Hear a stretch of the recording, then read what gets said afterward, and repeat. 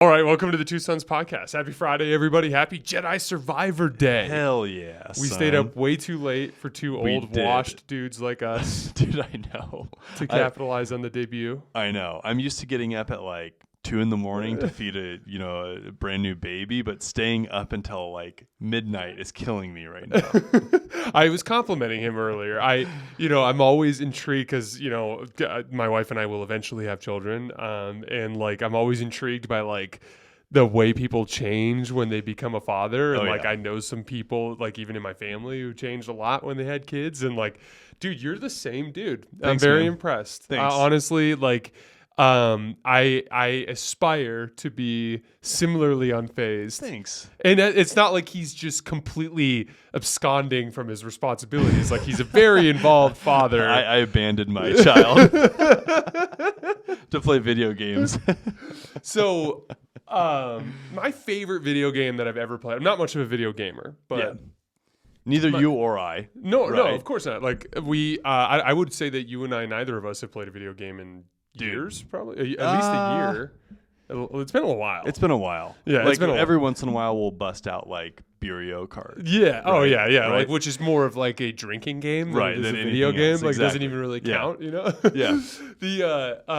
But my favorite video game ever is probably Breath of the Wild by Zelda. But it's closely followed by my favorite Star Wars game ever, which is Jedi Fallen Order, which was a incredible game on the PS4 that combined a really good story, like a Jedi experience that wasn't overly powerful, Right. and then at the same time it like had like a challenging like aspect to it, like some puzzles, and the combat is not hack and slash, it's very timing based and stuff like that. I really enjoyed it, and you actually played a good chunk of the game, Right.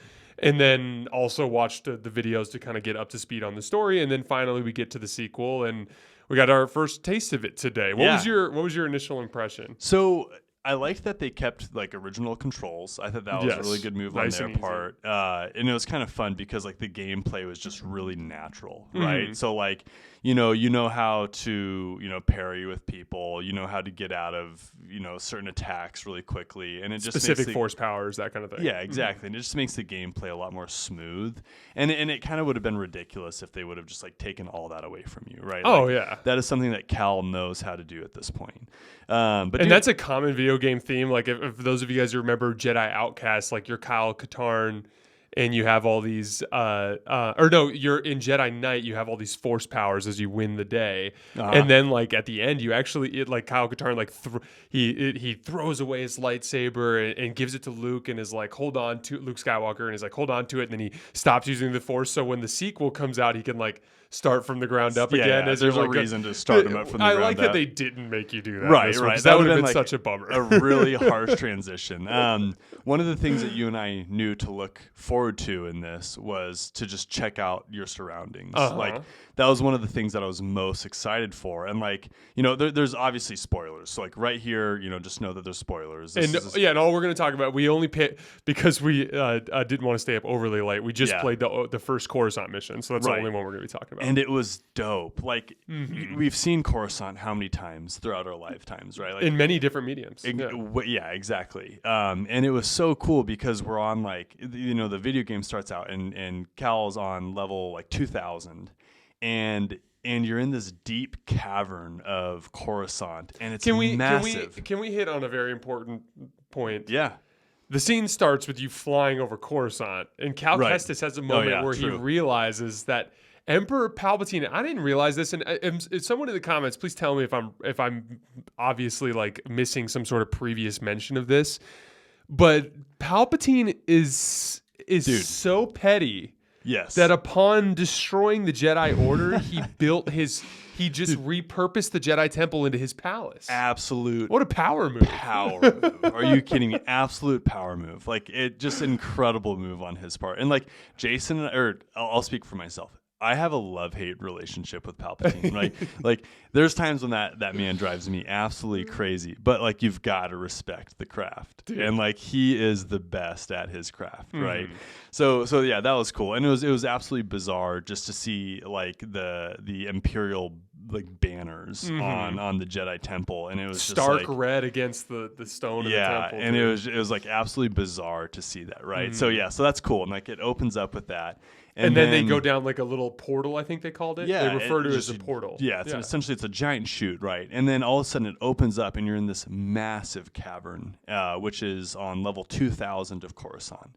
And that's deep. Like that is a really deep level, right? Yeah. So I mean, they had to literally fly a considerable distance to get down there. Yeah, and then and even the opening itself spans hundreds and hundreds of levels. Huge, and it's large enough to have like legitimate space lanes, like, right, where like ships are like going in like little space highways, which we see in Coruscant. So it's just so cool. And like that's one piece of advice that I think I'd tell anybody playing this game is like check out your surroundings. Like there's a couple times when Jason and I literally would just stop and we'd just like check out our surroundings just because they're so freaking cool. Like they're just incredible, all of it. Yeah. So overall, I'm loving the total vibe of this. It's very Star Wars from the start. Dude, even when you're on that little transport ship. Yeah.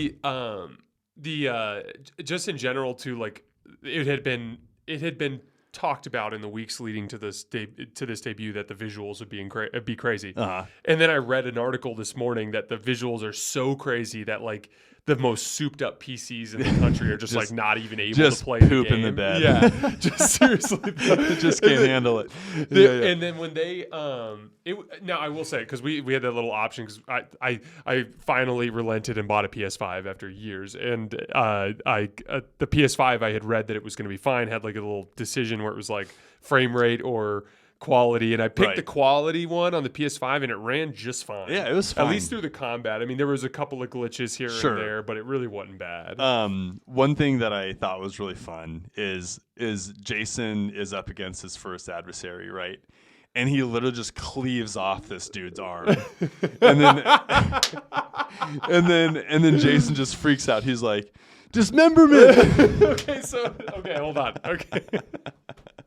So I got like the biggest crack up like seeing you like do that. It was just so funny. I understand. Yes. I understand. Okay, there's a little bit of a backstory here. In the original, some of you Star Wars gamers will remember this, but in the original Jedi Outcast game, there was a cheat code that you could type into like the source code thing to like essentially a menu that you'd open up and you could type in codes. And if you typed it in, it would put on like full dismemberment. So like as you're lightsabering up the stormtroopers, and it was at every joint. So it was like wrist, elbow, shoulder. It was like neck, like waist, and then like knee, and then feet, and then head. And like so like you could literally like hack and slash a stormtrooper into a dozen pieces. Like now, and what was funny like is over and over again. Exactly. And they don't look cauterized. Like when you would kill them, like they would look like because it was an old video game, right? They would look like almost like toys, where like if you bisected the stormtrooper, instead of seeing like a cauterized stump of his like waist, you'd see like just like a clean white finish on the inside of his like freshly. So it's really weird. And then the original Jedi Fallen Order, there was no dismemberment. So like right. One of the biggest things that immediately stands out to us is like as you're cutting through the stormtroopers, their like arms are coming off, and it's like, so funny. Their legs are coming off. Like you're just it's way more gory, but in a good way. 5 stars. Yeah, 5 out of 5 stars. And like spoiler alert. When you fight the ninth sister, right? Yes. So she survives, right? Who survived from Kashyyyk? Yeah, she's got a mechanical right arm. And then at some point, and her name was Masana Tide, by the way. Yeah, and she, we know that she's a Jedi, or she was a Jedi, and before Cal kills her, he's like putting her out of her misery, almost like he's like, "I'm going to set you free" or something. Yeah, that was an interesting line. It's time to set you free. Yeah, that was really cool. Okay. And then he proceeds to chop her head off, and then her head's just rolling next to her body, right? So it's just like. They really stepped it up, and I wonder what that conversation was, and like in like the board when they're talking about this game, when they're like, all right, so like, how far are we going to go with a lightsaber? And they're like, honestly, I think we should chop off heads. Well, I think that should be allowed. I imagine Disney being like a factor in this too, and I just imagine like the Disney guy. They feed him like croissants and stuff during the meeting and waste like 4 hours on like meaningless topics, and then when he's like falling asleep, so dismemberment, good to dismemberment, go. Right? Yeah, good to go. Cool. We've done this in the past in Star Wars, and no one really batted an eye. He's like, yeah, dismemberment. Kid friendly though, just like no blood. And they're like, yeah, it's lightsabers. There's no blood. Dude, Gosh, to me, it's like a fundamental part of the Jedi experience. I'm sorry, but like, guess what happens in Star Wars when they swipe with the blades? Dude. Shit comes flying off, man. Yeah. Dooku gets his head cut off. Darth Maul gets sawed in half. Dude, how about Anakin gets his arms chopped off? Dude, yes, exactly. In the bar scene on Tatooine, Mos Eisley, we see Obi-Wan chop off that dude's arm, right? Luke makes a great point. Very first Star Wars movie ever, 1977, Dismemberment. But they showed blood. That was like one of the because they didn't non-cauterized stump. Exactly, because they haven't really figured it out yet. Yeah, you know what I mean? The rules were still being shaped at that point. And you know, that's okay. That's okay. Like, we'll give George Lucas like a huge hall pass on that one. Like, a little bit of blood isn't, you know, maybe that's an odd alien where they just bleed a lot and like, you know, cauterization doesn't really do shit. Exactly. And also Disney is clearly messed with the rules a little bit. I mean, we read 6 Thrawn books about the details of jumping to hyperspace within gravity wells, and literally Cal Kestis at the end of this mission jumps to hyperspace in the atmosphere. Of Coruscant. One thing that I thought was really, really cool was the intro. Like, I thought that was like a really nice touch where they talked about everything that had happened in really nice little intro. Yeah, really nice intro. Dude, it was almost like Bond intro-esque. Like, if you've ever seen, I know what you mean. Like very artistic. And just like a lot of things happening, and kind of like it was like almost like a fever dream, like, you know, and just like it's just like a really cool intro, and it sets the tone for everything that's going on. It like, I don't even think you need to go to YouTube to watch a recap. Because I think that little intro scene actually does a really nice job of kind of it really targets the key moments with the characters too. Because and that's the important part of the story is like Luke and I decided to cover this for a couple reasons. One, like, legitimately, it's a great game, right? But two, like, I do think that there's an interesting storyline here from the perspective of a Jedi that survives. And we know there's only a handful in the entire galaxy. There's Yoda, who ends up eventually dying. There's Luke. There's, you know, Obi-Wan Kenobi. There's Ben Solo. But there's Cal Kestis. There's Ezra Bridger. You know, like, there's only a handful of them. And so Cal Kestis in particular is one that theoretically is going to survive through the Civil War, and therefore could potentially pop up in one of our other shows that we watch. They have a live action actor who actually acted out all of his scenes in the games. They look identical. And because it's a motion capture. Yeah, it's really how cool. great was that motion capture thing with Mark Hamill that I sent you today? Did you see that on Instagram? Yeah, that was actually funny. Pretty cool. Where he's like setting him through like the training. And he's in all of his motion capture stuff. They never gave me 2 lightsabers. I want so bad. Like, one of my goals, Jay, is to have Mark Hamill on this show. Like, I know that is dreaming big, but how dope would that be, right? Dude, like, that would be the dopest thing. I actually like his vibe. Oh, he's got a great vibe, especially because he's kind of rejected Disney. Like, exactly. He's leaning into it. Like, originally, I think it was selfish reasons. I think it's because they killed him off, and he wanted to be like the hero. Yes, but I think in retrospect, I think now he's like seeing that he has like a little lane here. Like, I can be the captain of the people who, you know, fuck with Disney a little bit. You know. Do you have a hot take on Cal? I do. Okay, so let's just get to that. So I'm like you mentioned that. So Jason came over with our other buddy Marcus, and we watched the NFL draft, which was a lot of fun, right? Yeah, and Jason's like, "Luke, I have a hot take on Cal." And that's all. That's all on the game on Jedi Fallen. I have a hot take on Jedi Survivor. All right, hit me. I want to know. I've been wanting to know. This is the latest example of Disney trapping themselves in a timeline. Sure. That undercuts so much of what the potential could be. Right. Which they're kind of getting out of for their credit. They're starting to. High Republic, right? They're Acolyte, exactly. Movies in the future. But here's the thing. Most of the media is in this timeline. Absolutely. Yeah. This game is amazing. It has such a great Force user experience. You know, for every kid who grew up watching Star Wars like us, who like picked up hockey sticks and swung them around like lightsabers and got hit in the fingers and screamed at their brother. By the way, my arm was literally, I don't know if I've told you this, Jay. My arm was literally broken by us playing like fake Star Wars. Are you serious? Dead serious. Did your brother hack down on your forearm? So I was at my buddy's house after school. It was in middle school, and we literally got a steel push broom. I'm stealing your Cal take.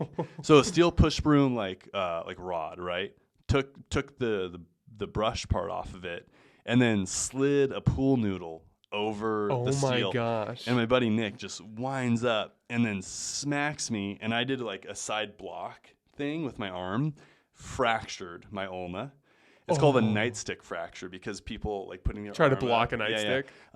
So like fractured my arm, and I was like, oh my gosh, like my arm really hurts. And all my buddies, I have heard this story. Yeah. Didn't you say that you didn't tell your dad for like 2 days? Yeah, no. I waited a week to tell my parents. Oh no! Like legitimately a week. And then one day I was getting ready for school, and then I was like trying to put my shirt on, and my arms like popped. I was like, okay, it's time to get this checked out. And then so we go. I went to my primary care provider. He orders an X-ray, and we go to the ER, which had X-ray capabilities, and then the X-ray tech can't tell me it's broken because it's not her job. But she goes, "Do you have an appointment with your doctor after this?" It's like, yeah. Probably should. Anyway, so like yeah, we long story short, every kid growing up with Star Wars played with like anything that they could, thinking it was a lightsaber. Yeah. We actually had at many points in our childhood, my mom would get us like the actual plastic lightsabers. Oh yeah, those are so sick. Swing them and they kind of like extend. Yeah, and until you like hit one of them too hard, and then it folds on itself and it's it's broken for forever. It's over forever. Yeah. I even had the nicer ones that had like the sound effects that they would make as they was around. I never did get one of these the FX ones. Oh, I haven't either. But those look really cool. That's definitely when we hit like 1,000 subs, we'll buy one. We'll just start a GoFundMe. Buy Luke and Jason FX lightsabers. Dude, no, yeah. So anyway, you have this fantasy as a kid, and there are a lot of games over the years that have tried to capture that. And each for their era did a great job. Like for those of you guys who remember who were, playing Jedi Outcast at the time when it came out, Jedi Outcast was revolutionary at the time. Like you used to be able to put both hands out and use Force Lightning and just send a bunch of stormtroopers into oblivion. There was a game that came out a while after that some of you guys might remember called The Force Unleashed, which was more of like a comic book adaptation of being a Jedi where like all the force powers were overly exaggerated. It's very hack and slash. I see. Very that kind like of too thing. much, not even fun. Exactly. Yeah. This I think is the best adaptation ever done. And what sucks about it is like it would be so cool to see a game like this that captures a larger storyline. Yeah. Instead of being trapped under the confines that it is. Like you can be a Jedi, but you can be Cal Kestis. How cool would it be if you could play a game like this as the Dark Lord of the Sith? How cool would it be if you could play this game as a Jedi Master during the Old Republic or something like that? And so again, like I'm enjoying it. We're doing a show about it. We're having fun with it. Like I'm already invested in the story. Like already. There's this weird black hole thing at this system. What's it called? The system Kobo system. Yeah. It had like it was shooting energy out of its poles, which is like it's very neutron or what do they call that? Like a isn't there a word for it that starts with a P? It's like a polar. I can't remember exactly what it is, but there's like a type of star that shoots energy out of its poles too. Like there's a bunch of weird stuff. I thought black hole though was my best guess. Yeah, it's black hole-esque, but he was like so shocked by its presence there. I feel like it was abnormal for it to be there. Oh like, yeah, something bigger is happening. So like that's and like Grease a huge. Is there. Yeah, exactly. The other thing that we don't really know about in regards to the storyline is what happened to Cal's crew. Like all of a sudden he is just the harborer of the Mantis, right? Yes. And he's just like. By the way, doing a terrible job taking care of it. Yeah, it's in rough shape. Absolutely just wrecking the ship. And we don't know what's happened to his crew that we've met in the past. They're separated. It seems BD like they're showed us separated. a highlight reel of a bunch of memories Just posed in between the two games. Good old We are times. reading the book. Tell about the narrator. So yeah, we're reading the book just to kind of get brushed up on this specific storyline. Which takes place between the two games. Yeah, and I when I started reading it, or not reading it, when I started listening to the audiobook, I talked to Jason soon afterwards, and I was like, is this like a kid's novel? Because like it is written like really, really like kind of corny and it's kind of distracting. Like not Tough to to talk, read. yeah, it's not to talk trash. Like I'm not trying to talk bad about it. Like I'm sure it's going to be good. Like I'm sure it's going to have really good information, and it's corny, like kind of juvenile writing style mixed with the voice actor who's reading it. He showed me the voice guy. Really It's distracting. Really Yeah, it's really distracting. I was at the gym today, and I was like working out and listening to it.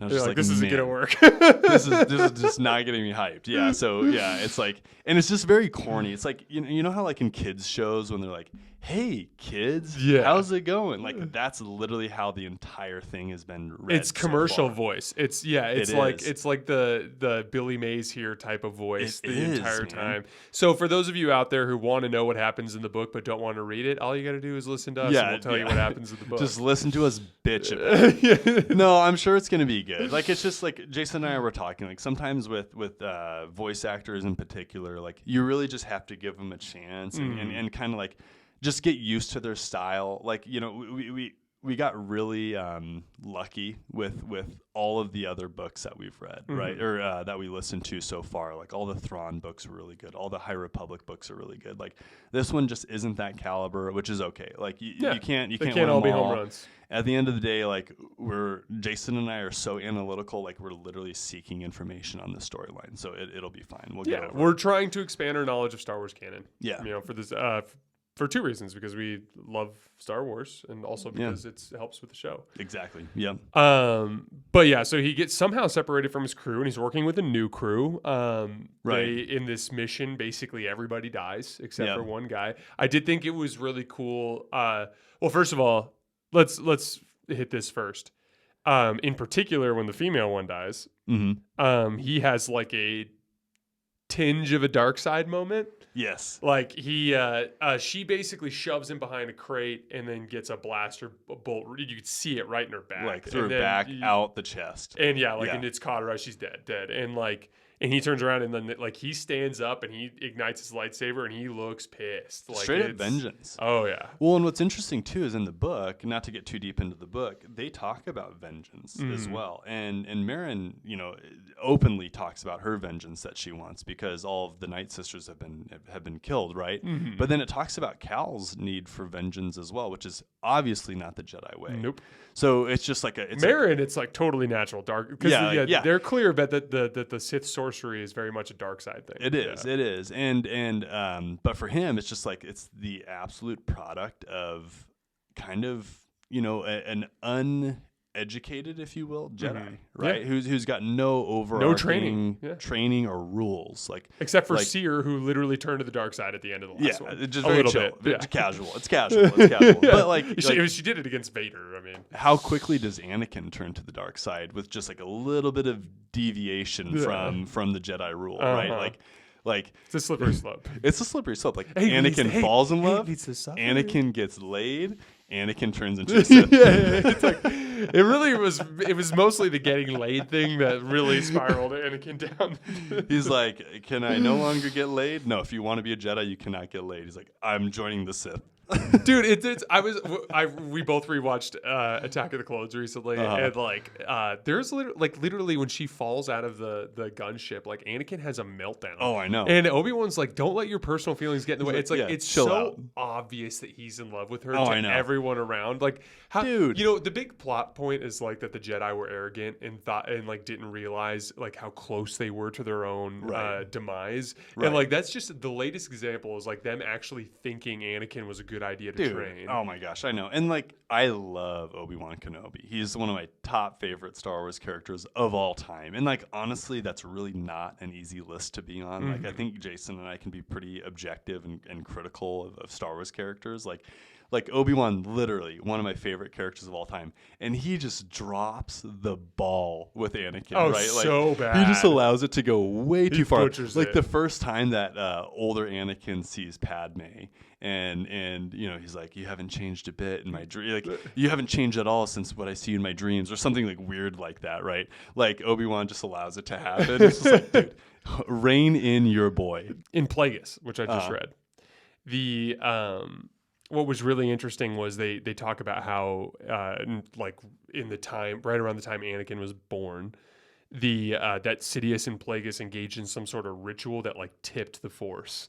And when it happened, like Plagueis finds out about this. At the end of the Plagueis book, it all coincides with the Phantom Menace, basically. And so they're like, there's a lot of stuff that happens on Coruscant, like while all those people are there. So, like for instance, like Plagueis goes to try to find Anakin, because he wants to get him before the Jedi get him. Yeah, and he can't. He just barely doesn't get there in time.